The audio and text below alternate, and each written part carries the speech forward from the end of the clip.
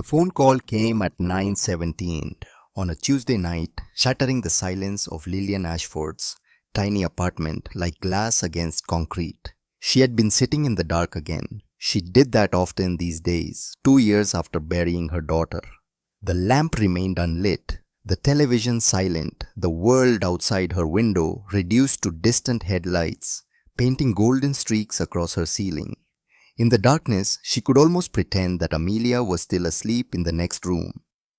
That tomorrow morning she would wake to tiny footsteps padding across the hardwood floor, to whispered requests for pancakes shaped like butterflies. But the apartment stayed quiet. It always did. When her phone vibrated against the coffee table, Lillian reached for it without thinking, her hand moving through the familiar darkness like a swimmer navigating deep water. The screen's harsh light made her squint. Unknown number. She almost let it go to voicemail. Almost. Hello, Lily. The voice hit her like a fist to the sternum. Male, broken, desperate. A voice she hadn't heard in 2 years. Lily, I need help. Something terrible has happened. Nathaniel Morrison, the husband of her best friend, the father of the 2 children Catherine had begged her to protect with her dying breath. Nate. Lillian sat up straight, her heart already hammering against her ribs. What's wrong? It's Emma. His voice cracked on his daughter's name. She's at Memorial Hospital. The doctors are saying things, terrible things, and I don't know what to do. I don't know who else to call. Catherine always said if anything happened, you were the one person she trusted completely. Catherine. The name opened a wound that had never quite healed. Lillian was already on her feet, already reaching for her jacket in the dark. I'm on my way. The Memorial Hospital sprawled across 3 city blocks like a sleeping giant, all glass and steel and fluorescent lights that turned night into a harsh artificial day. Lillian found Nathaniel Morrison in the pediatric wing, slumped in a plastic chair outside room 312. His expensive suit rumpled his salt and pepper hair, standing at odd angles where he had run his hands through it too many times. He looked up when her footsteps approached. For a moment, neither of them spoke.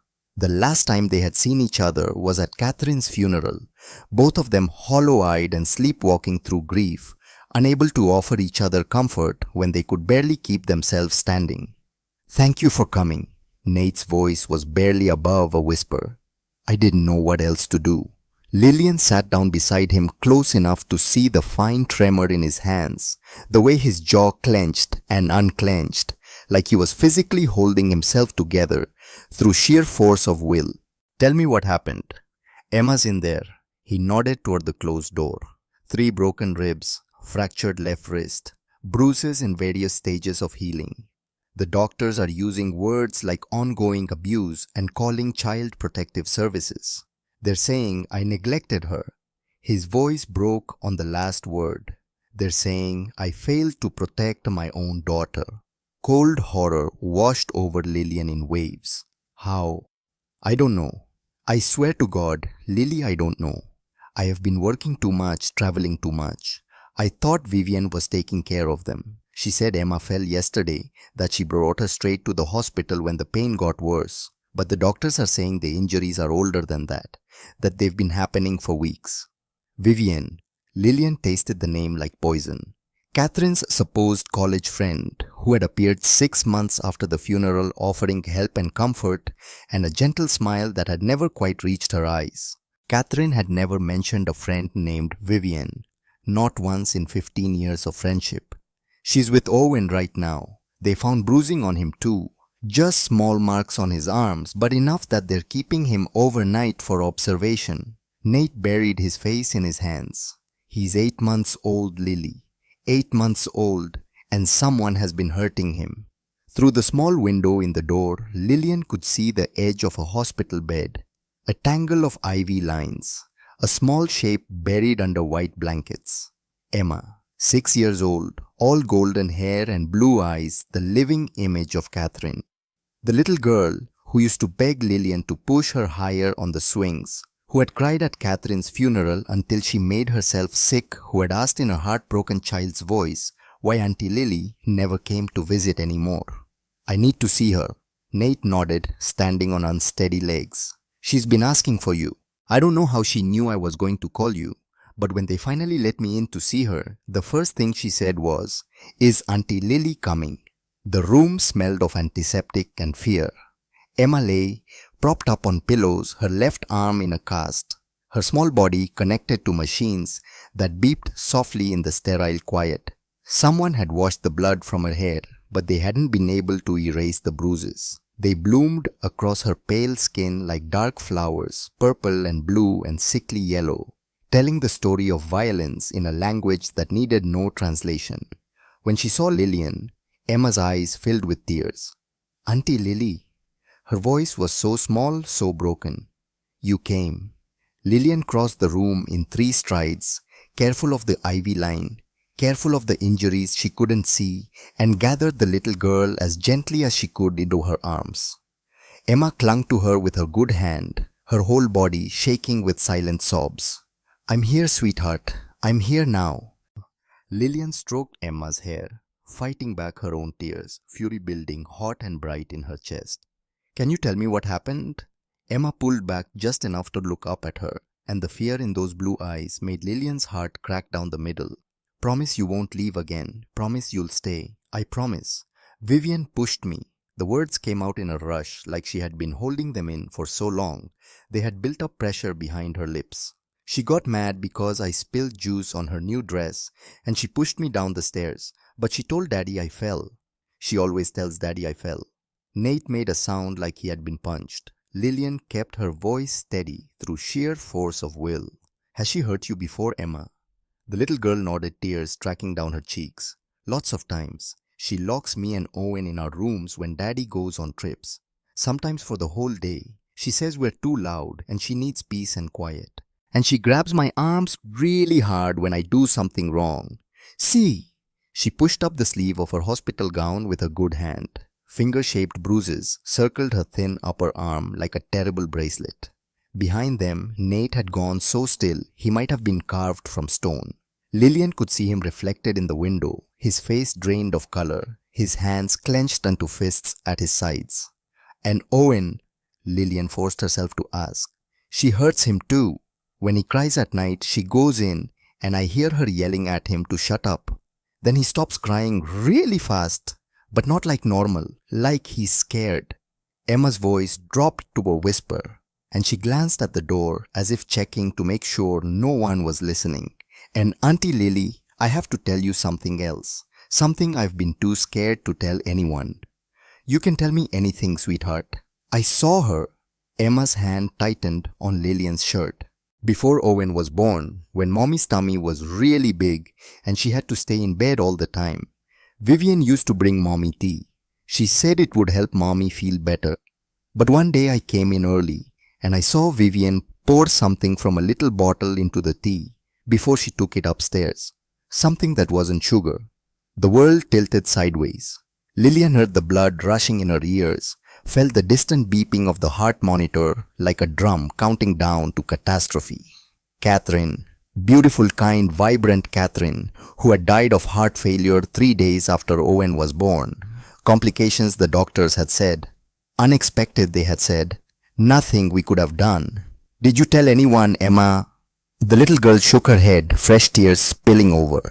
"I tried to tell Daddy, but Vivian was always there, and she would look at me with these mean eyes. And after Mommy died, Vivian told me it was my fault. She said, if I had been a better girl, if I hadn't made so much noise and stressed Mommy out, Mommy wouldn't have gotten sick. She said if I told anyone what I saw, everyone would know it was my fault that Mommy died." "Oh, sweetheart." Lillian pulled Emma close again, this time letting her own tears fall into the child's hair. "None of this is your fault. None of it. What happened to your mommy wasn't your fault, and what Vivian has been doing to you and Owen isn't your fault. You were so brave to tell me. You believe me." Emma's voice was muffled against Lillian's shoulder. "Really believe me. I believe you completely." Behind them, Nate finally moved. He crossed to the bed, knelt down and put his hand very gently on his daughter's back. "Emma baby, I'm so sorry. I'm so sorry. I should have known. I should have protected you. Emma turned her head to look at her father, her expression ancient, with knowledge no 6-year-old should possess. You were sad about mommy. I didn't want to make you more sad. Lillian watched Nate's face crumple, watched 2 years of suppressed grief and new horror collide in his expression. This was a man coming apart at the seams, held together only by the desperate need to keep functioning for his children. Where's Owen now? Lillian asked quietly. Down the hall, room 320, they're running more tests. Nate scrubbed his hands over his face. Vivian is with him. I didn't want to leave him alone with her, but the nurse said only one parent could stay in the room, and I needed to be here with Emma. I thought Emma needed me more. Nate? Lillian waited until he met her eyes. Emma just told me she saw Vivian put something in Catherine's tea before she died. If what Emma saw is true, if Vivian has been poisoning Catherine, then Owen is in danger right now. The color drained from his face. What? We need to get to him. Now. They moved fast, Lillian leading the way down the fluorescent-lit corridor, while Nate followed his expensive shoes squeaking against the polished linoleum. Room 320 was at the end of the hall, the door slightly ajar, soft voices drifting out into the hallway. Lillian pushed the door open without knocking. Vivian Sterling stood beside the hospital crib, her dark hair perfectly styled. Despite the late hour, her designer dress unwrinkled her expression, the picture of maternal concern. She held a bottle of formula in one hand tilted toward baby Owen's mouth. But Owen was turning his head away, his small face crunched up, his arms flailing in distress. Come on, sweetie. Vivian's voice was honey sweet, the voice of a devoted mother, soothing a fussy child. You need to eat. You need to be strong. But there was something in her eyes, something cold and calculating, that made Lillian's instincts scream danger, danger, danger. Stop. The word came out harder than Lillian intended. Vivian's head snapped up, her expression shifting from surprise to carefully crafted pleasure in the space of a heartbeat. Lily. What a wonderful surprise. Nate didn't mention you were coming. Her gaze flicked to Nate in the doorway. Darling, you should have told me. I would have freshened up. She looked genuinely delighted. That was what made Lillian's skin crawl. The performance was flawless, every micro-expression perfectly calibrated to convey warmth and welcome. This was a woman who had practiced lying, who had honed the skill until it was as natural as breathing. Put the bottle down. Lillian moved closer to the crib. What? Vivian's smile faltered for just a fraction of a second. Lily, I'm just trying to feed Owen. He's been fussy all evening. Put the bottle down. Something shifted in Vivian's eyes, something sharp and dangerous sliding behind the mask of concern. For just a moment, Lillian saw the truth of her, the predator beneath the prey animal disguise. Then it was gone, hidden behind a flutter of eyelashes and a confused laugh. I don't understand. Nate, what's going on? But Nate wasn't looking at Vivian. He was looking at Owen, at the way the baby was trying to turn away from the bottle, at the red marks on his small arms that looked exactly like fingerprints. Give me my son. His voice was low and deadly calm. Of course. Vivian stepped back from the crib, setting the bottle on the side table with exaggerated care, her movements slow and deliberate. I was just trying to help. I've been trying to help all evening while you were busy with Emma. But if you'd prefer to take over, by all means. She moved toward the door, and Lillian had to resist the urge to physically block her path. Let her go, she thought. Let her think she's fooled us. But she couldn't stop herself from saying, we'll be taking the children home tomorrow. All of us. Vivian paused in the doorway, her hand on the frame, and turned back with a smile that didn't reach her eyes. I'm sorry, did you say we, Lily? You haven't been part of this family for 2 years. Nate and I have been managing just fine. That's about to change. Lillian held her gaze. For a long moment, they stared at each other, two women separated by the width of a hospital room and an ocean of intent. Then Vivian's smile widened, showing too many teeth. We'll see about that. She left her heels clicking down the corridor like a countdown clock. Nate lifted Owen from the crib with shaking hands, holding his son against his chest, like a shield against the world. The baby immediately relaxed his small body, going soft with relief, and let out a tiny sigh that sounded heartbreakingly like contentment. What do we do? Nate's voice was raw. How do I protect them from someone they trust, someone I invited into our lives? Lillian picked up the bottle. Vivian had been trying to feed Owen, held it up to the light, studying the slightly cloudy formula inside. First we get this tested, then we get a lawyer, and then we make sure Vivian Sterling never gets near your children again. You think she put something in it? I think Emma saw her poison Catherine. I think those bruises on Emma didn't come from falling downstairs. And I think that woman just tried very hard to get Owen to drink something he clearly didn't want. Lillian set the bottle back down with careful precision. I think we're dealing with someone very dangerous. Nate's arms tightened around Owen. Catherine asked you to protect them. The day before she died, she made me promise to call you if anything ever seemed wrong. She said you would know what to do. His voice cracked. Did she know? Did Catherine suspect Vivian was poisoning her? The question hung in the air between them, too terrible to answer and impossible to ignore. Lillian thought about the last time she had seen Catherine, 3 days before Owen was born. Her best friend had been pale and drawn, her once vibrant energy dimmed to a flicker. But she had smiled when Lillian walked into the room, had reached for her hand with fingers that trembled slightly. Promise me something, Catherine had whispered. If anything happens to me, look after my babies. Not just for a day or a week. Really look after them. You're the only one I trust completely. At the time, Lillian had laughed it off as pregnancy anxiety as the natural fear of a woman about to go through a dangerous delivery. She had promised easily, never dreaming she would have to keep that promise.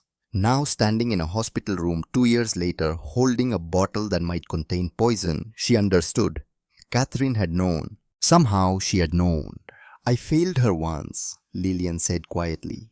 I won't fail her children. The next morning arrived cold and grey Portland rain streaming down the hospital windows in sheets that turned the world outside into a watercolor blur. Lillian had spent the night in a chair beside Emma's bed, dozing fitfully, while nurses came and went on soft-soled shoes, checking vitals and adjusting IV drips. Nate had stayed with Owen, refusing to let his son out of his sight. At 7:30, a woman in a navy suit appeared in Emma's doorway, her expression professionally neutral, a leather portfolio tucked under one arm. Mr. Morrison, I'm Sarah Chen from Child Protective Services. I need to speak with you about your daughter's injuries. Nate had arrived just minutes before Owen, asleep in his arms, dark circles, carved under his eyes like bruises. He straightened when the social worker entered, his jaw tightening. Of course. Lillian stood, starting to excuse herself, but Emma's good hand shot out and grabbed her shirt. No, I want Auntie Lily to stay. Sarah Chen looked between them, then nodded. That's fine.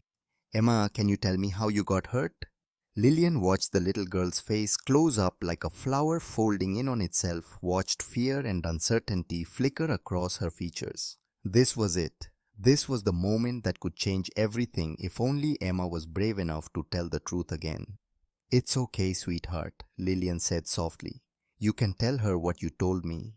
Emma took a deep breath, her small hand still clutching Lillian's shirt like a lifeline. Vivian pushed me down the stairs. She said I ruined her new dress. Vivian Sterling, your father's fiancée. Emma nodded. Has Mrs. Sterling hurt you before this incident? Another nod, this one smaller, more hesitant. Sarah Chen's pen moved across her notepad in quick, efficient strokes. Mr. Morrison, how much time do you spend at home with your children? Nate's face flushed. I work long hours. I travel frequently for business. But Vivian has been caring for them. She's been wonderful with them. With respect, Mr. Morrison, your daughter has 3 broken ribs, a fractured wrist, and bruising consistent with repeated physical abuse. Your 8-month-old son has suspicious marks on his arms. Either Miss Sterling has not been wonderful with your children, or you've been so absent that you failed to notice your children were being systematically abused under your own roof. The words hit like physical blows. Lillian saw Nate flinch with each one, saw the truth of them settle into his bones with the weight of lead. What happens now? His voice was barely audible. That depends. Sarah Chen closed her portfolio. The hospital has reported suspected child abuse. I am required by law to investigate. If I determine the children are in immediate danger, they will be placed in protective custody until a hearing can be arranged. No. The word tore out of Nate's throat. Please, I'll do whatever it takes. I'll quit my job. I'll stay home. I'll never let them out of my sight. But please, don't take them away from me. Sarah Chen studied him for a long moment, her expression unreadable. Then her gaze shifted to Lillian. And you are? Lillian Ashford. I was Catherine Morrison's best friend. Catherine was Nate's wife. She passed away 2 years ago. And what's your role in this situation? Catherine asked me to look after her children if anything ever happened to her. Lillian met the social worker's eyes steadily. I'm here to keep that promise. Do you have any formal relationship with the family? Are you a legal guardian? No, but I can be. Something shifted in Sarah Chen's expression, a slight softening around the eyes.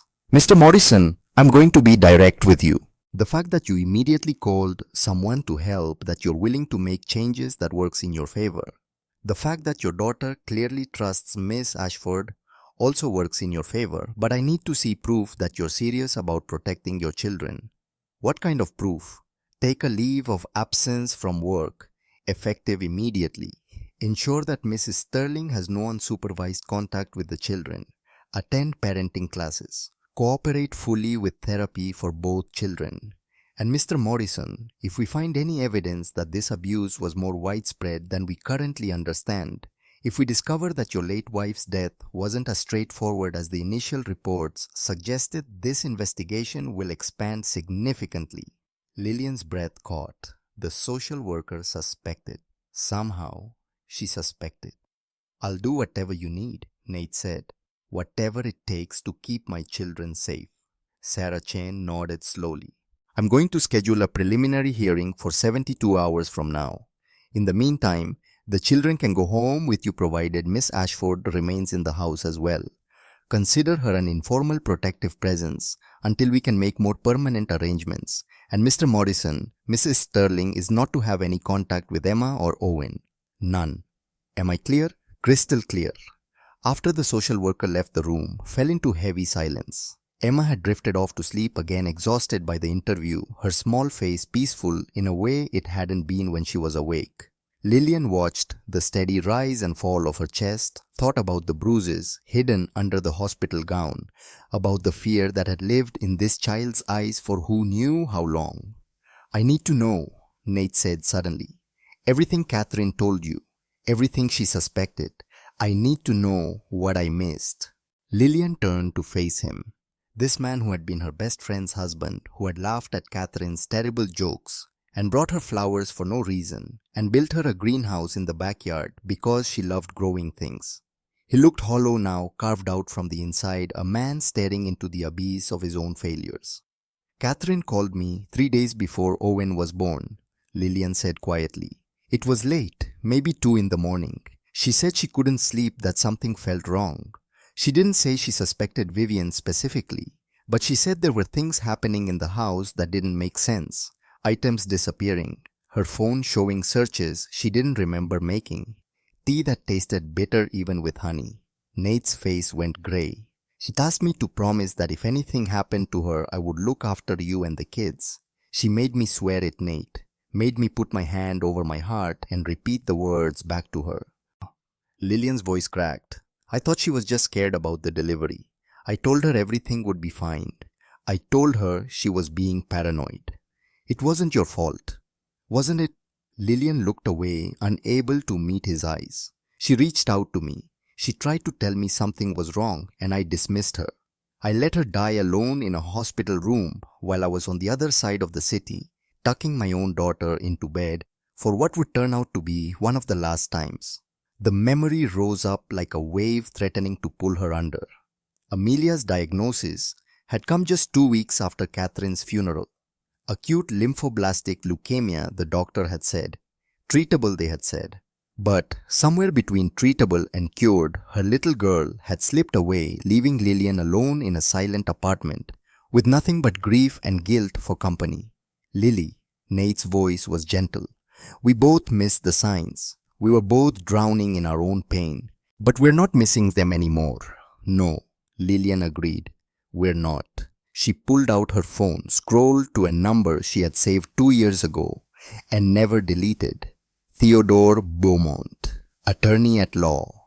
Catherine's lawyer, the man who had handled her will, who had helped Nate navigate the legal aftermath of her death.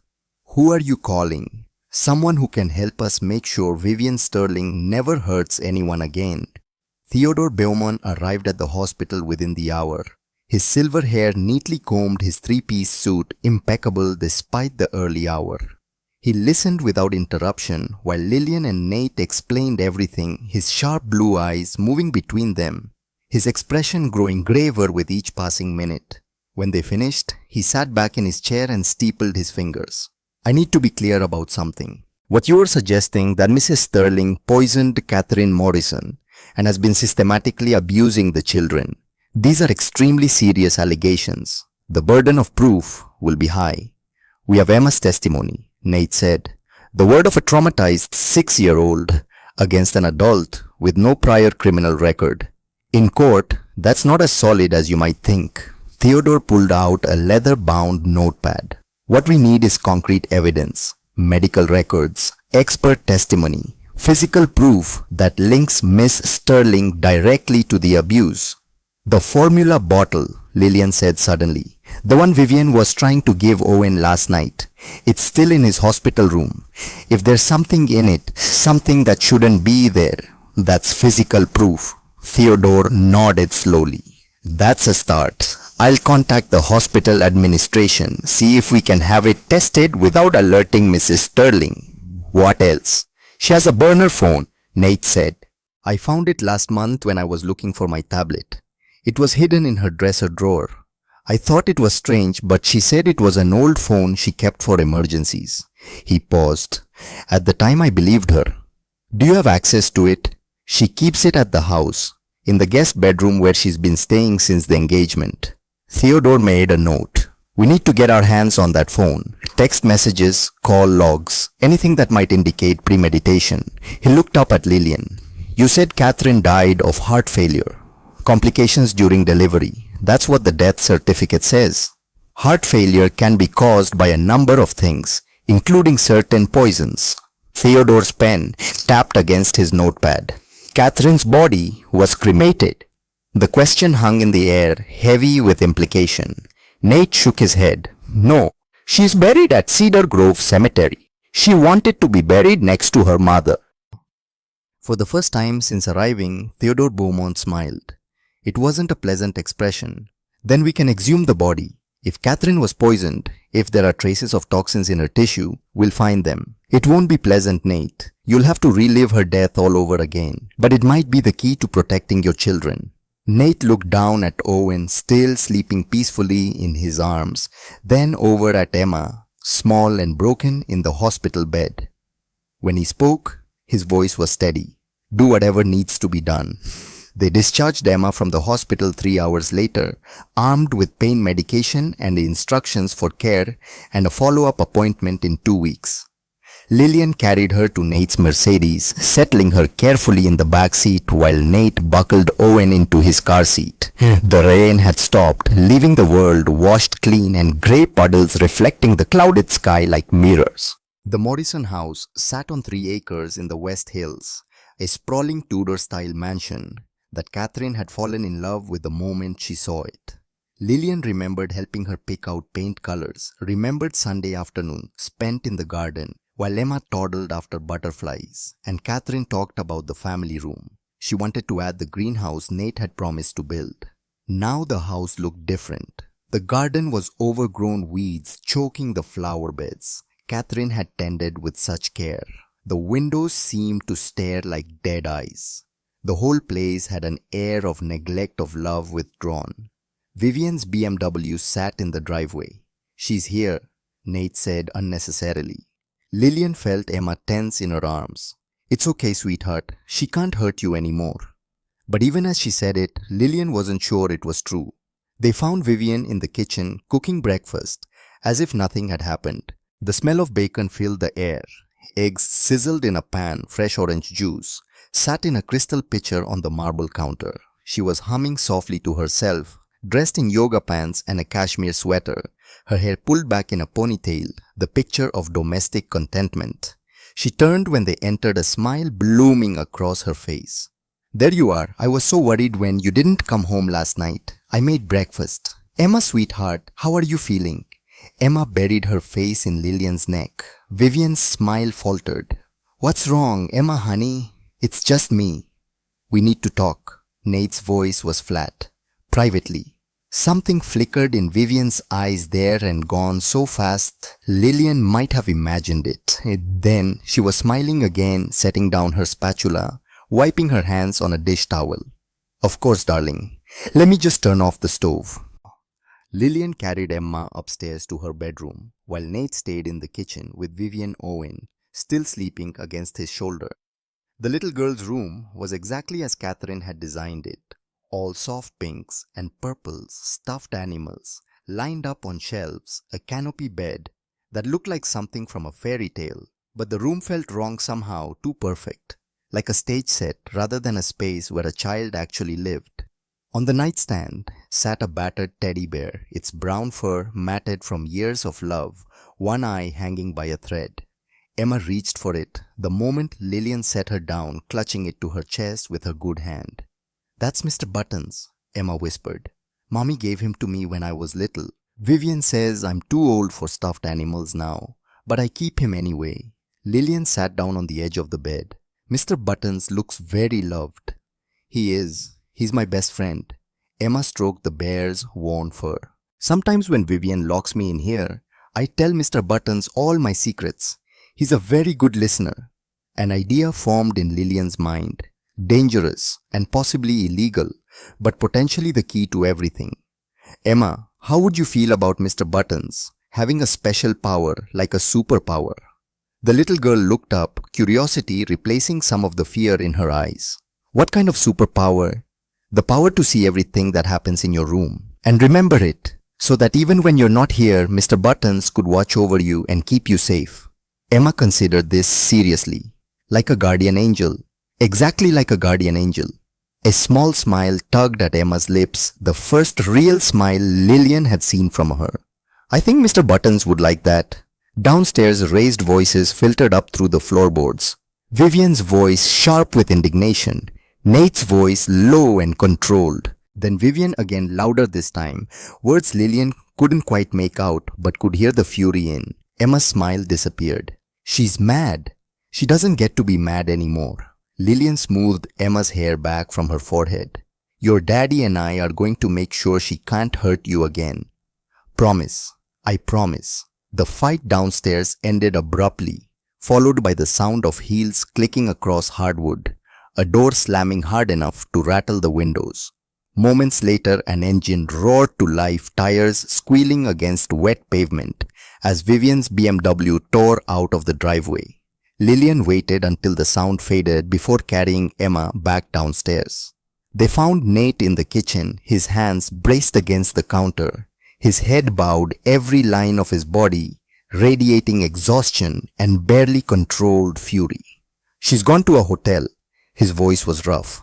"I told her about the CPS investigation, told her she wasn't welcome here until this was sorted out. She acted like I had lost my mind.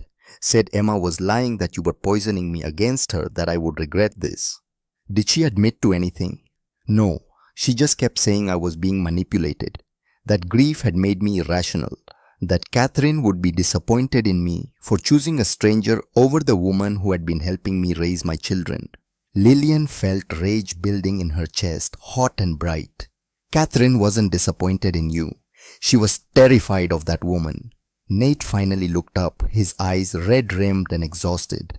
"I invited a monster into my home. I let her near my children.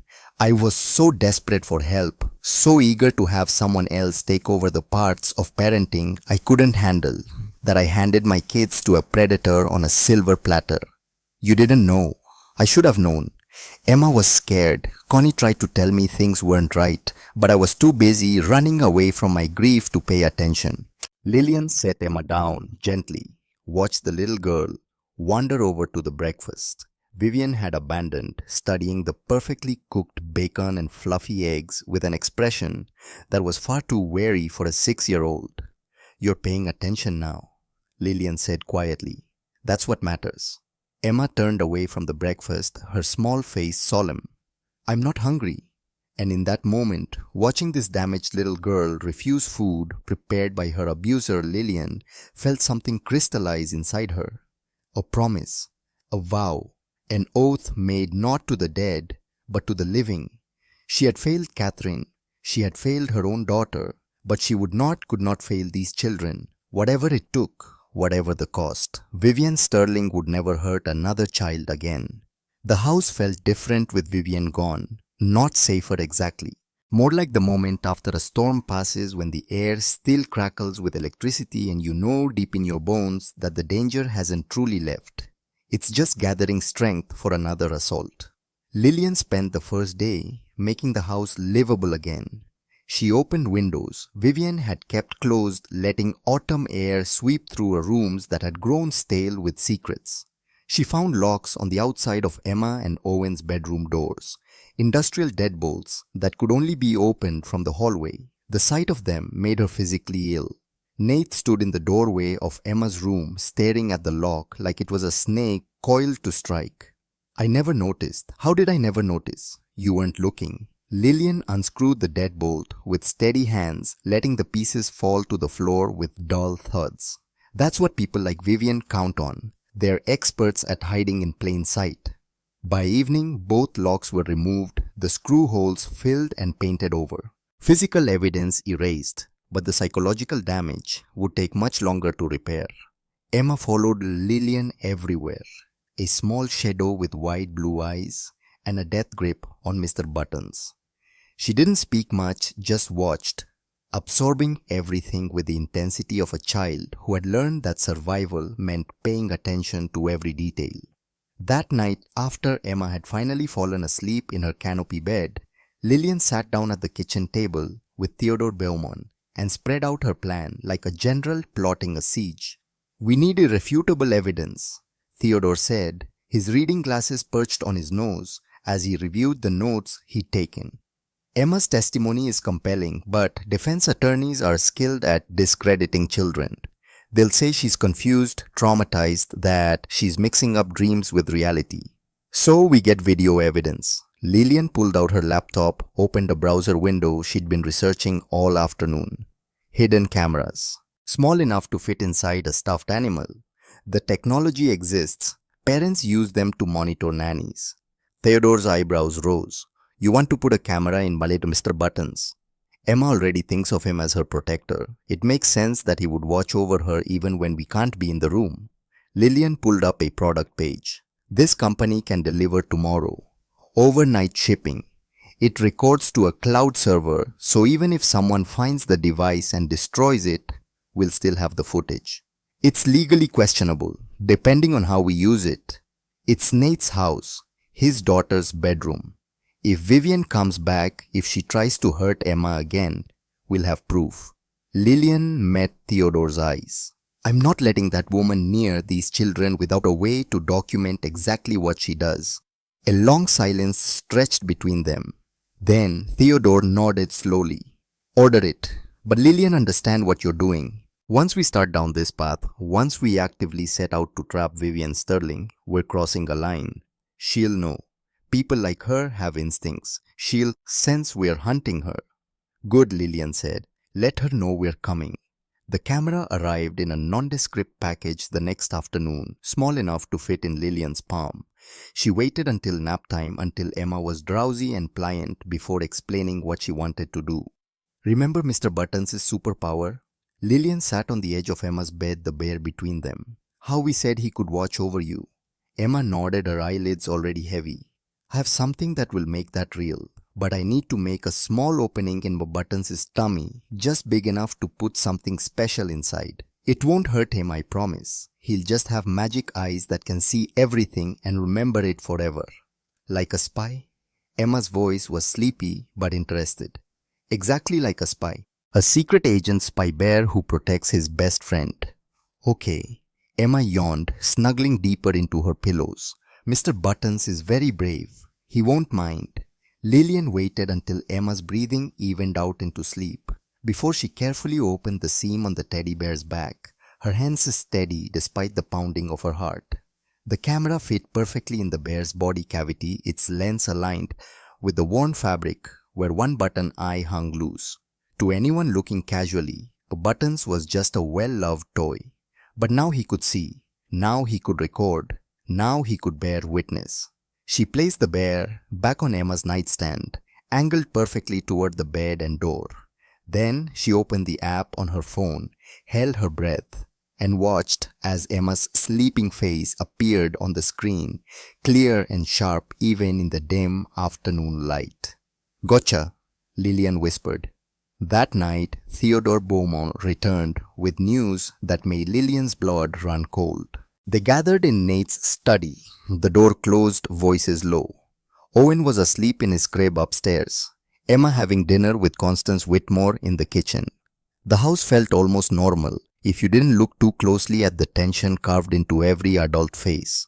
I had a forensic accountant look into Vivian Sterling's background. Theodore pulled out a thick folder. Or rather, what little background actually exists. The woman we know as Vivian Sterling was born on paper 5 years ago. Before that, nothing. No birth certificate, no school records, no credit history. She appeared fully formed, like Athena springing from Zeus's head. Identity theft, Nate asked. More sophisticated than that. This is a constructed identity built from the ground up with expert precision. Someone who knows how to game the system. Theodore spread documents across the desk. But everyone makes mistakes. Everyone leaves traces. And Vivian Sterling's traces lead back to a woman named Vanessa Blackwood. The name hung in the air like smoke. Vanessa Blackwood was born in Detroit 35 years ago. Quadruplet birth. 4 identical sisters. Their mother died when they were 7, father unknown. They were split up in the foster system. Theodore's finger moved across a timeline he'd constructed. 12 years ago, Vanessa Blackwood was questioned in connection with the death of Harold Winfield, a tech millionaire in Seattle. He died of a heart attack 6 months after hiring Vanessa as his personal assistant. His will, modified just weeks before his death, left $2 million to Vanessa. The family contested, but before the case went to court, Vanessa disappeared. Lillian felt ice spreading through her veins. Heart attack. Digitalis poisoning can mimic heart attack symptoms in older patients. If the examining physician isn't looking for it, if there's no reason to suspect foul play, it gets listed as natural causes. Theodore pulled out another document. 3 years later, a woman matching Vanessa's description, calling herself Victoria Blackwood, was employed by the Montgomery family in Boston. Elizabeth Montgomery died of heart failure while recovering from hip surgery. Victoria Blackwood inherited $500,000 and disappeared the day after the funeral. How many? Nate's voice was barely above a whisper. How many people has she killed? That we can prove 3, including Catherine, but I suspect there are more. Theodore pulled out photographs, 4 faces that could have been mirrors of each other. The quadruplets, Vanessa Victoria Valerie and Vera Blackwood. They've been operating as a criminal enterprise for over a decade, targeting wealthy widowers and grieving families. One sister plays the role of the girlfriend or caregiver. The others provide support alibis, technical expertise. When things get too hot, they disappear and resurface somewhere else with new identities. Lillian studied the photographs, 4 women who shared Vivian's dark hair and sharp features, who smiled at the camera with the same predatory gleam in their eyes. Which one is Vivian? Vanessa. The ringleader. The one who always plays the romantic interest. Theodore tapped the photograph. But here's what concerns me. If Vanessa's sisters are involved, if they're watching this house, monitoring the situation, then we're not dealing with one threat. We're dealing with four. The study door opened. Constance Whitmore stood in the doorway, her weathered face pale, Emma's hand clasped tightly in hers. "Mr. Morrison, I think you need to hear what Emma just told me." They moved to the living room, Emma settling onto the couch between Lillian and Nate, a nape of buttons clutched to her chest. Constance sat across from them, her hands twisted together in her lap. "Go ahead, sweetheart," the older woman said gently. "Tell your father what you told me about the ladies who look like Vivian." Emma took a deep breath, her voice small but steady. "There were other ladies, not just Vivian. They came to the house sometimes when Daddy was gone. They looked just like her, but their voices were a little different, and they didn't act nice like Vivian does when Daddy's home. They were mean like the real Vivian." Nate leaned forward, his whole body tense. "How many other ladies, Emma?" "3. I saw 3 different ones, but Vivian called them all by the same name when she talked to them. She called them sister." Theodore and Lillian exchanged glances across the coffee table. The sisters weren't just providing remote support. They were actively involved, coming and going from the house, all 4 of them rotating through the same identity like actresses, sharing a role. "Did they ever hurt you?" Nate asked, his voice tight. Emma shook her head. "They mostly ignored me and Owen, but one time I heard them talking in Vivian's room. They were talking about you, Daddy, about how much money you had and when they would get it, and they talked about Mommy. They said she was out of the way now." The words fell like stones into still water, sending ripples of horror through the room. Nate made a sound like he'd been punched. Lillian reached over and gripped his hand, feeling the tremor running through him. "Thank you for telling us, Emma," Lillian said softly. "You're so brave. Are the other ladies going to come back?" Fear flickered in Emma's eyes. "Are they going to be mad that I told?" "They're not going to hurt you." Lillian pulled the little girl close. "We're going to make sure of that." But even as she said it, Lillian felt the weight of the promise. 4 women. 4 professional con artists who had been killing for money for over a decade. 4 sisters who had already murdered Catherine and who saw Emma and Owen as nothing more than obstacles to be removed. How did you protect 2 children from that kind of coordinated evil? The answer came to her in the middle of the night while she lay awake in the guest room next to Emma's, listening to the old house creak and settle around her. You didn't just defend, you went on offense. You set a trap so perfect, so irresistible, that the predators couldn't help but walk right into it. In the morning, Lillian found Nate in the kitchen, Owen on his hip, while he tried to make coffee one-handed. The baby was babbling happily, his earlier weariness already fading. Now that Vivian was gone, children were resilient that way. They could bounce back from trauma if you gave them safety and time. "I have an idea," Lillian said, "but you're not going to like it." Nate looked up from the coffee maker, dark circles under his eyes, testament to his own sleepless night. "At this point, I'm open to anything. Theodore's right that we need concrete evidence. Emma's testimony about the sisters helps, but it's still a child's word against adults with no criminal records. What we need is to catch them in the act, not just Vanessa, but all 4 of them together." "How?" "We give them what they want. We make them think they're winning." Lillian poured herself coffee, organized her thoughts. Morrison Industries has an annual Christmas charity gala in 3 weeks. 200 of Portland's wealthiest families all gathered in one place. It's the perfect stage for Vivian to show everyone what a devoted stepmother she is, how she stood by you through this difficult time with the false abuse allegations. Nate's jaw tightened. "You want me to take her back?" "I want you to make her think you're taking her back. That the CPS investigation cleared her, that you realize Emma was confused, that you need Vivian's support." Lillian held up a hand before he could protest. "We wire the entire event. We have Detective Brennan and her team in place undercover. We let Vivian bring Emma and Owen to the gala as proof of your reconciled family. And we wait for her to make a mistake. You're asking me to use my children as bait. I'm asking you to trust that we can keep them safe while we gather the evidence we need to put Vivian and her sisters away forever." Lillian's voice was steady. "Otherwise, what? We wait for the CPS hearing, Hope the judge believes a 6-year-old Hope Vivian doesn't disappear before we can build a case. These women are professionals, Nate. They've evaded justice for 12 years. If we don't act decisively, they'll slip away and target some other grieving family. Owen reached for Lillian, his small hands opening and closing. She took him from Nate, settling the baby against her shoulder, breathing in his clean baby smell. What if something goes wrong? Nate's voice was raw. What if we can't protect them? Then we'll have failed. But if we do nothing, we've already failed. The silence stretched between them, heavy with the weight of an impossible choice. Finally, Nate nodded, the movement jerky and reluctant. Tell me what you need me to do. The plan came together piece by piece over the next week, each element carefully choreographed like moves in a deadly chess game. Theodore filed a motion to postpone the CPS hearing, citing new evidence that needed to be reviewed.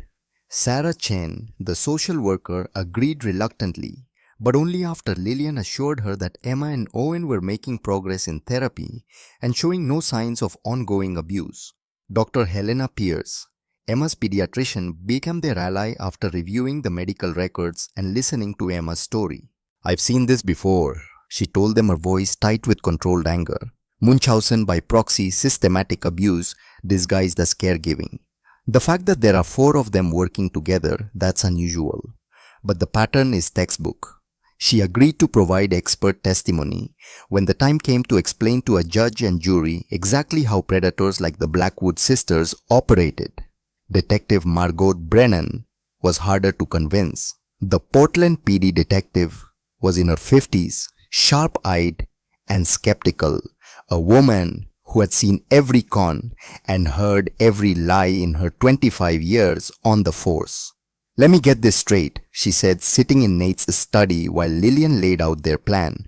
You want to bait 4 suspected murderers into attempting to harm a child at a public event on the theory that we'll be able to catch them in the act before any actual harm occurs.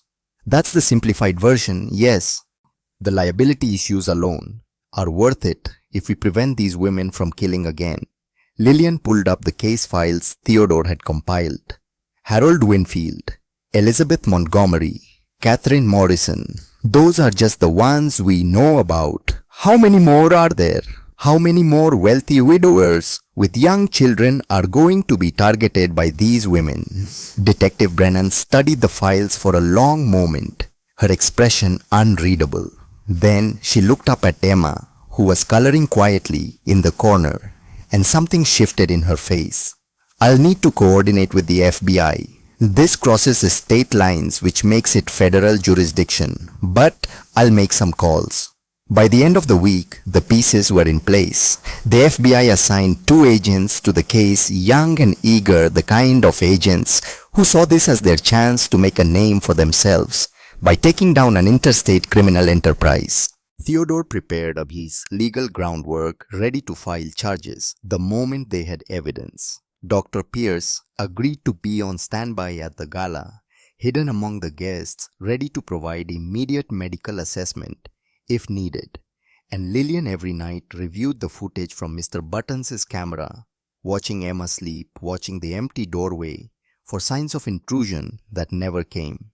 On the 8th day, Nate called Vivian. Lillian listened from the extension in the study, her heart pounding so hard she was sure Vivian would be able to hear it through the phone line.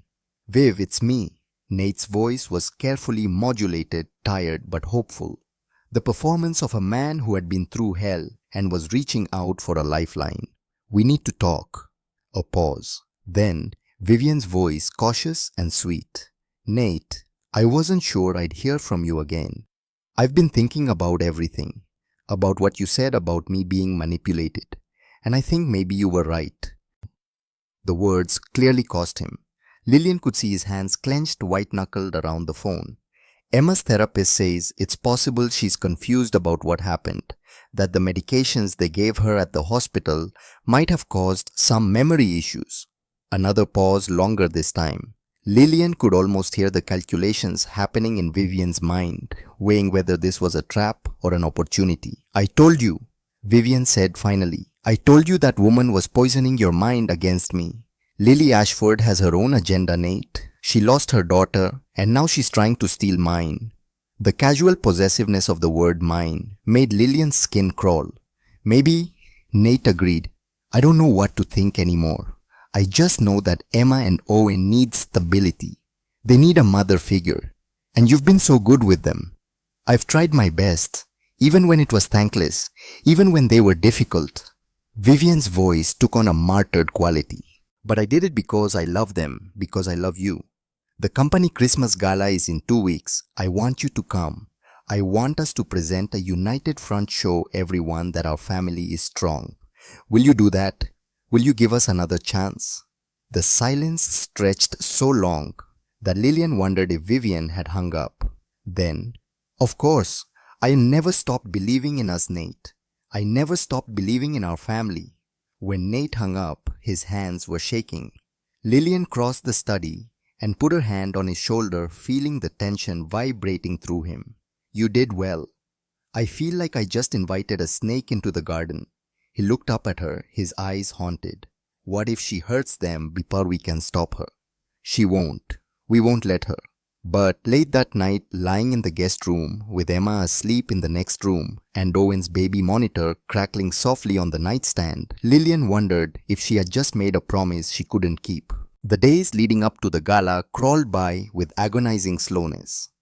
Vivian returned to the house all smiles and carefully orchestrated warmth, playing the role of devoted fiancée with Oscar-worthy skill.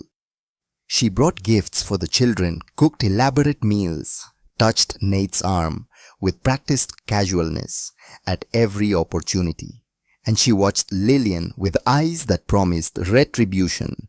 I'm so glad we could work this out, Vivian said one afternoon, cornering Lillian in the kitchen while Nate was at a meeting and the children were napping upstairs. I know you were just trying to help. You lost your daughter, and I understand how that kind of grief can make you see things that aren't there. The false sympathy was worse than open hostility. Lillian forced a smile. I just want what's best for Emma and Owen. Of course you do. We all do. Vivian stepped closer, close enough that Lillian could smell her expensive perfume. But Lily, you have to understand. This is my family now. I appreciate everything you did to help Nate through this rough patch, but it's time for you to step back. Let us heal as a unit. Actually, I'm planning to stay through the holidays. Nate asked me to. Something flickered behind Vivian's eyes, cold and reptilian. Then the mask slid back into place and she was smiling again. How lovely. The more the merrier. But that night, reviewing the footage from Mr. Buttons' camera, Lillian watched Vivian enter Emma's room long after the little girl had fallen asleep. She stood in the doorway for a long moment, silhouetted by the hall light, her expression invisible. Then she walked to Emma's bedside and stood there, looking down at the sleeping child with her head tilted like a scientist examining a specimen. Soon, Vivian whispered, her voice barely audible on the recording. Very soon, little brat, then you and your brother won't be my problem anymore. She reached out and touched Emma's hair, a gesture that might have looked tender if not for the words that accompanied it. Emma stirred in her sleep, a small sound of distress escaping her lips, and Vivian's hand tightened briefly before she let go and left the room. Lillian watched the footage 3 times, her fury building with each viewing. Then she sent it to Theodore Beaumont, to Detective Brennan, to the FBI agents with a single message. This is what we're dealing with. 3 days before the gala. Constance pulled Lillian aside in the laundry room, her weathered face creased with worry. I saw one of them yesterday. The sisters. The older woman's hands twisted in the towel she was folding. I was at the market and I saw a woman who looked exactly like Miss Vivian. But it wasn't her. She was watching the house from across the street, just sitting in a parked car watching. Did she see you? I don't think so. I pretended I didn't notice her. But Miss Lily, if they're all here, if they're all in Portland, that means they're planning something big. Lillian felt cold certainty settle in her stomach. They're planning to make their move at the gala. All 4 of them. They think they're going to finish what they started with Catherine and walk away with everything. What are we going to do? We're going to let them try, and then we're going to make sure they spend the rest of their lives in prison.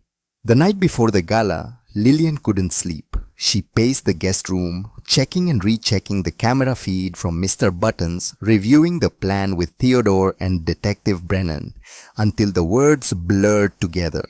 At 2 in the morning, she gave up and went downstairs to the kitchen, thinking tea might settle her nerves. She found Nate already there sitting at the kitchen table in the dark, a glass of whiskey, untouched, in front of him. "Can't sleep either," Lillian asked quietly. "Every time I close my eyes, I see Catherine.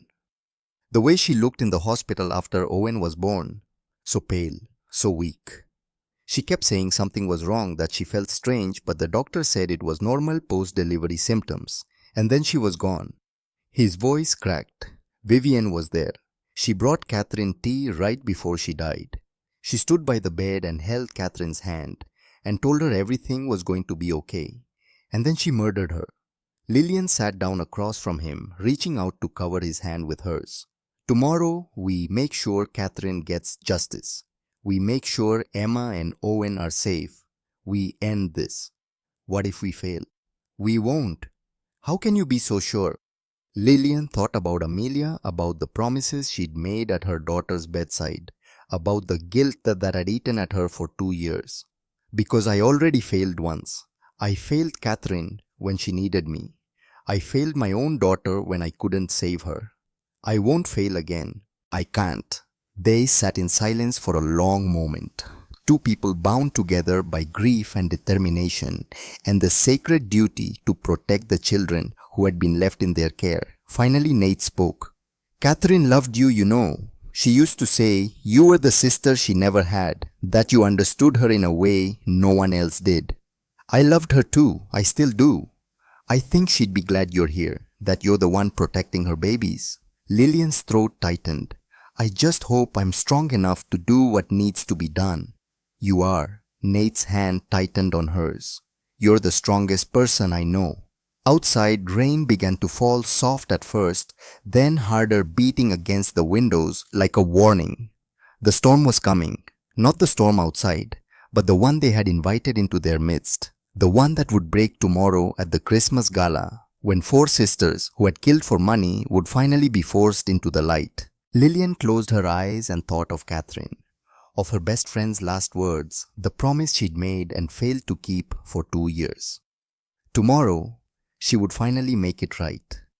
Tomorrow, the Blackwood sisters would learn that some debts could never be paid, some crimes could never be forgiven, and some promises once made became vows that echoed beyond death itself. The rain fell harder, the house creaked and settled, and in the morning they would walk into the trap they'd set, trusting that justice would be stronger than evil, that love would be fiercer than greed. Lillian just hoped they were right. The Morrison Industries Christmas Gala was held at the Morrison Mansion itself, transforming the sprawling Tudor estate into a winter wonderland. 200 guests in evening gowns and black tie, champagne flowing like water, a string quartet playing carols in the grand ballroom.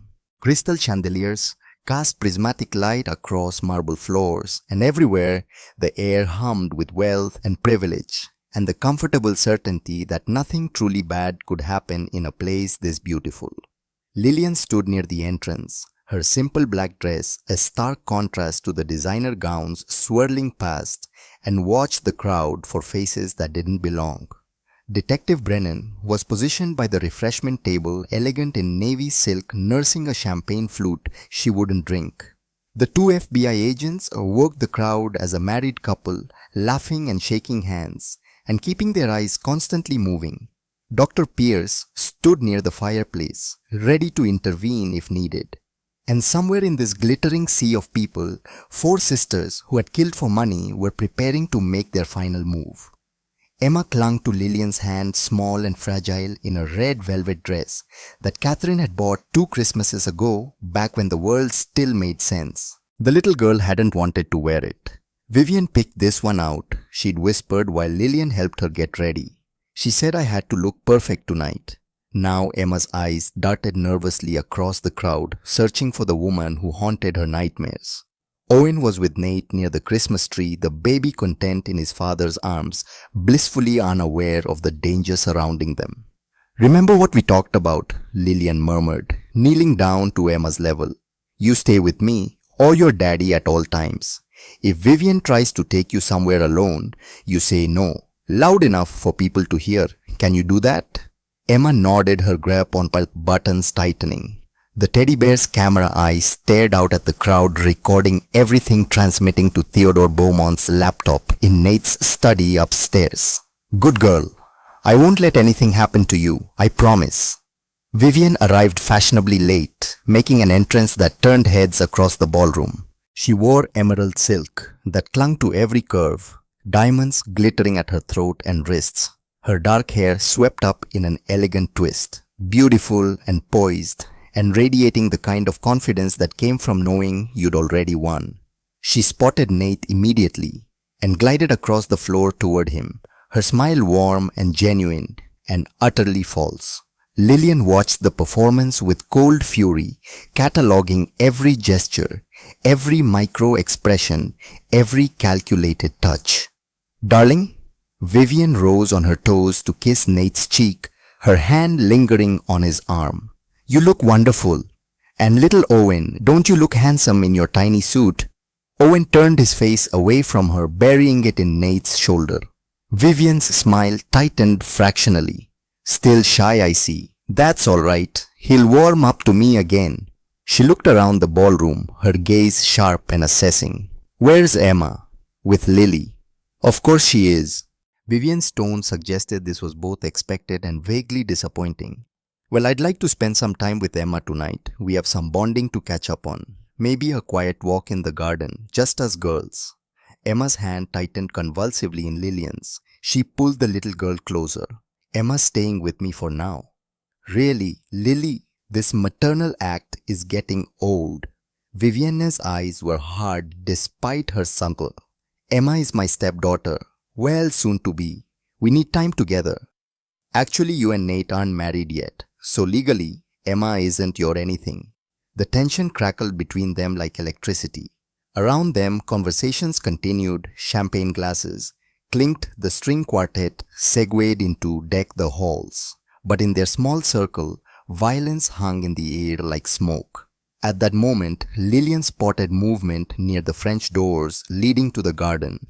A woman in a hotel staff uniform, dark hair, pulled back, carrying a tray of champagne glasses. She looked exactly like Vivian, but it wasn't Vivian who stood right in front of Lillian.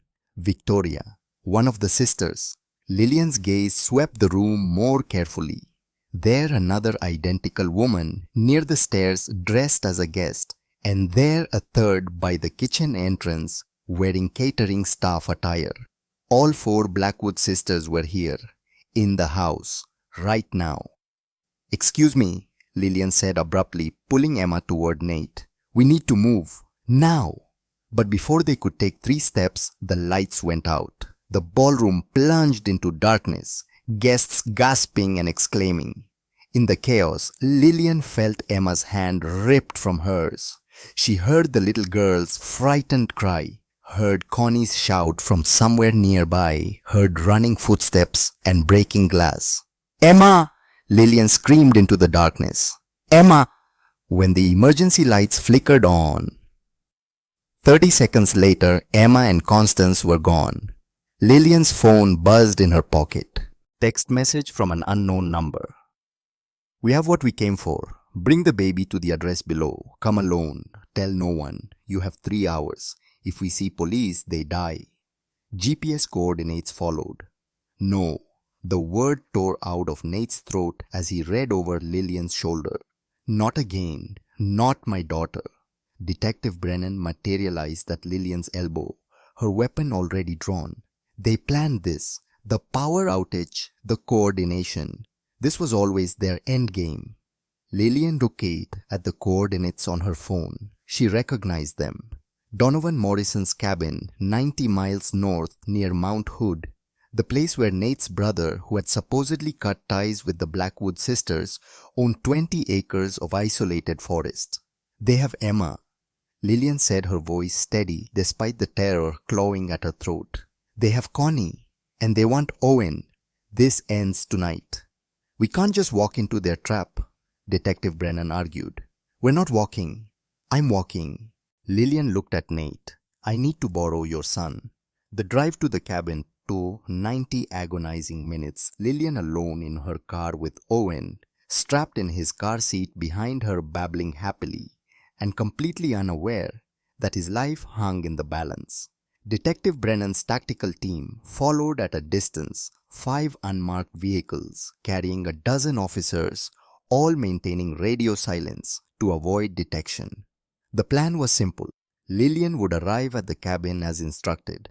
She would delay, negotiate, do whatever necessary to keep everyone alive while the police moved into position in the surrounding forest. When Detective Brennan confirmed all units were ready, Lillian would tap the panic button hidden in her shoe 3 times. Then they would breach fast and overwhelming, giving the sisters no time to hurt their hostages. Simple in theory, potentially catastrophic in execution. Lillian's phone buzzed as she turned onto the dirt access road. Text from Detective Brennan. In position. Visual confirmation of 4 heat signatures. Inside cabin. 3 mobile, 2 stationary. Stationary will be Emma and Connie. When ready, we're ready. The cabin sat in a clearing, smoke rising from the chimney lights, glowing through the windows. So ordinary, so rustic. You'd never guess it was a trap designed to kill. Lillian parked and lifted Owen from his car seat, the baby warm and solid against her chest. Just stay with me, sweet boy. Stay with Auntie Lily, and everything will be okay. Owen patted her face with his small hand, trusting completely. The cabin door opened before Lillian reached it. Vanessa Blackwood stood silhouetted against the firelight, a gun hanging loose in her right hand, her expression unreadable. Right on time. Her voice was honey sweet, the same tone she'd used when playing Vivian Sterling. I always did appreciate punctuality. Come in, Lily. We have so much to discuss. Lillian stepped across the threshold. The cabin interior was small, maybe 800 square feet, with exposed log walls and worn furniture. A fire crackled in a stone fireplace. Emma sat on a sagging couch, Connie beside her, both pale but unharmed. But Buttons was clutched to Emma's chest, his button eyes staring at Lillian, still recording, still transmitting, still keeping his promise. 3 more women stood throughout the room. Victoria near the back window, Valerie by the kitchen, Vera blocking the only exit. 4 faces stamped from the same genetic template, 4 pairs of identical eyes watching Lillian with predatory calculation. Where's the 4th? Lillian asked, though she could see all 4 sisters. Vanessa smiled. Vera's here. We're all here. The whole family together for the finale. And Donovan, my dear sweet accomplice, he served his purpose. He's tied up in the shed quite literally. We'll deal with him after we finish with you. Lillian adjusted Owen on her hip, feeling the panic button through her shoe. Not yet. Not until she knew Emma and Connie could be protected in the crossfire. Why? Lillian asked. Why this family? Why Catherine? Vanessa circled her slowly like a shark assessing prey. Because Catherine Morrison had everything I ever wanted. Everything we ever wanted. She gestured to her sisters. The perfect husband. The beautiful home. The darling daughter. We grew up with nothing, Lily. 4 little girls split up in foster care, passed around like unwanted packages. We promised each other we'd never be powerless again, that we'd take what was owed to us. So you became thieves, murderers. We became survivors, and Catherine was just another obstacle, just like you, just like these children. Vanessa's eyes were cold. Nothing personal, just business. Poisoning a pregnant woman is personal, Lillian said quietly. It was efficient. Digitalis administered slowly over months, weakening her heart until the stress of childbirth pushed her past the breaking point. Beautiful, really. And it would have worked perfectly if you hadn't stuck your nose where it didn't belong. Emma whimpered on the couch. Lillian caught her eye, gave the smallest nod. Emma understood. She was ready. What now? Lillian asked. You kill all of us. How does that work? 4 bodies, including a baby. Even you can't make that look like an accident. Oh, Lily. Vanessa's smile was terrible. We won't be here to explain. By morning we'll be on a plane to somewhere warm and extradition free. And you'll all be dead in this cabin, which will tragically burn to the ground. Faulty wiring. So sad. Lillian's fingers found the panic button through her shoe.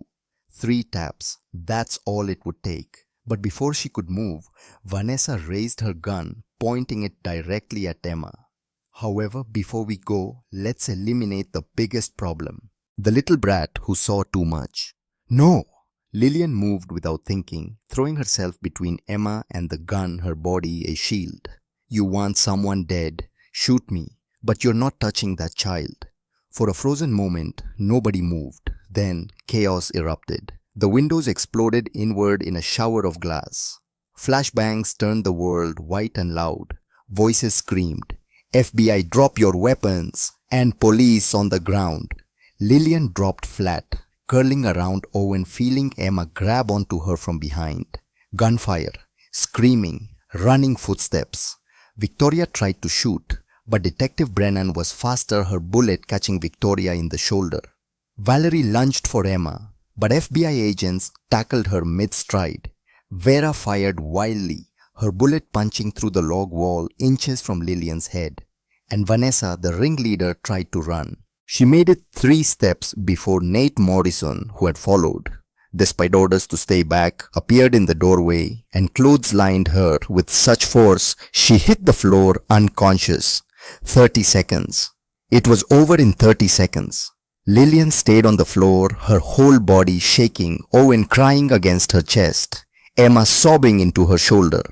Around them, officers were handcuffing 4 identical women, reading Miranda rights, securing the scene.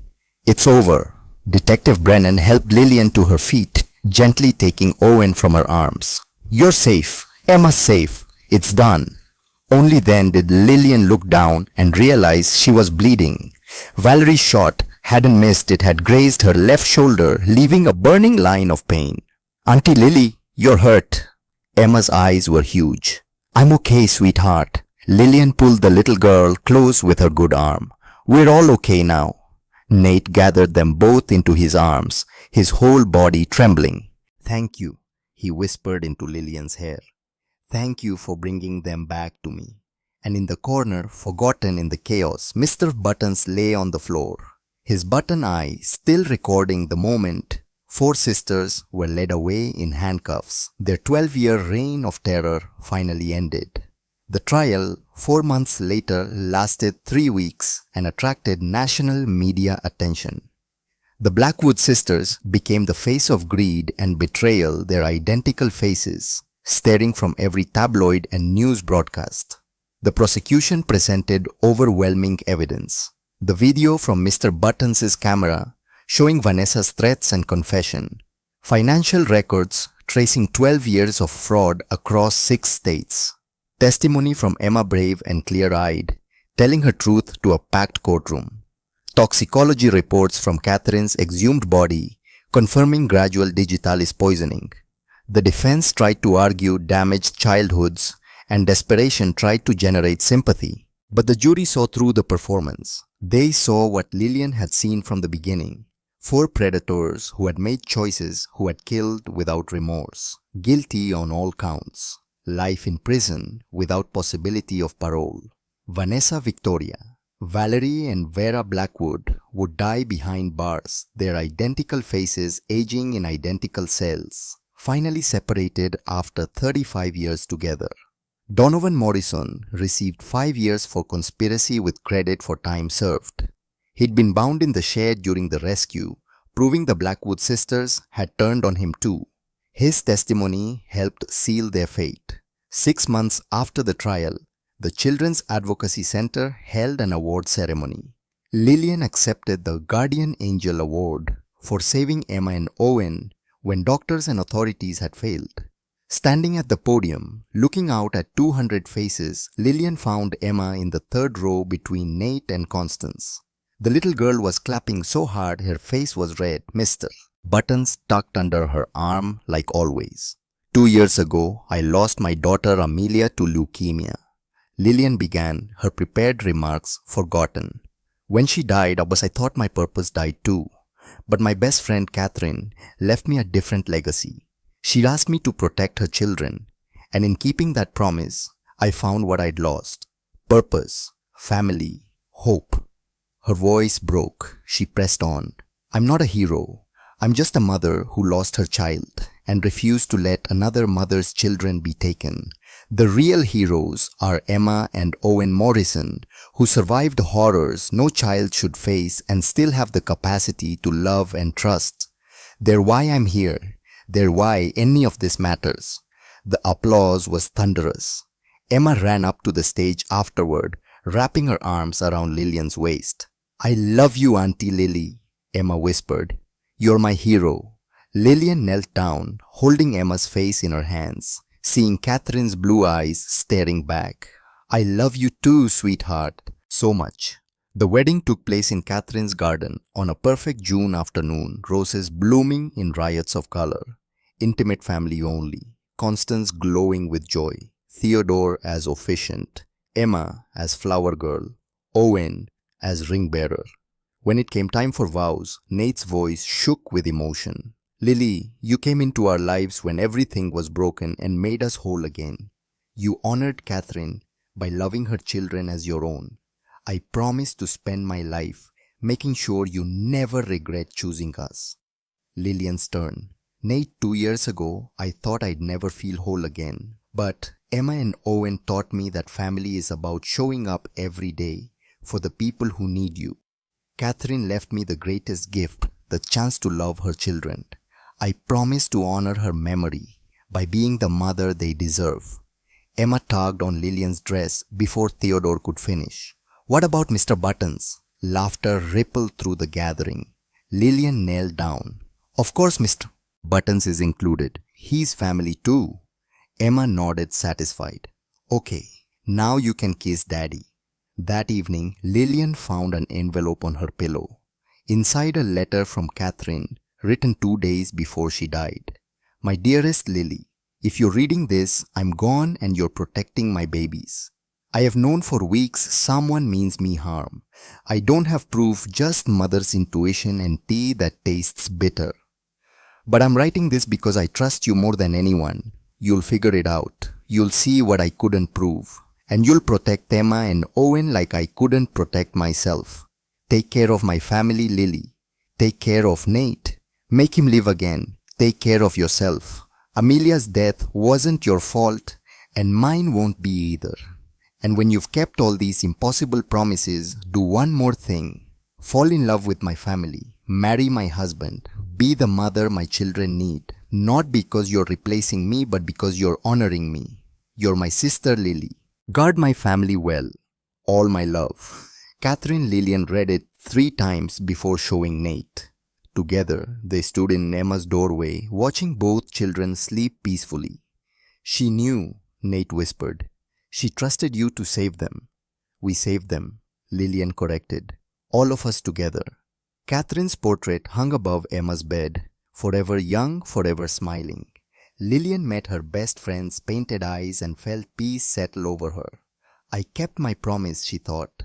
Every single one. Your children are safe. Your family is whole. Justice was served. Rest easy, Catherine. Rest easy, my friend. Outside Portland, summer darkness fell, soft and gentle. Inside, a family slept stitched together from grief and courage and promises kept beyond death. Emma Morrison smiled in her sleep, one hand clutching Mr. Buttons, the other reaching toward the mother who had loved her first and the mother who would love her forever. Both mothers, both loves, both promises kept. The end.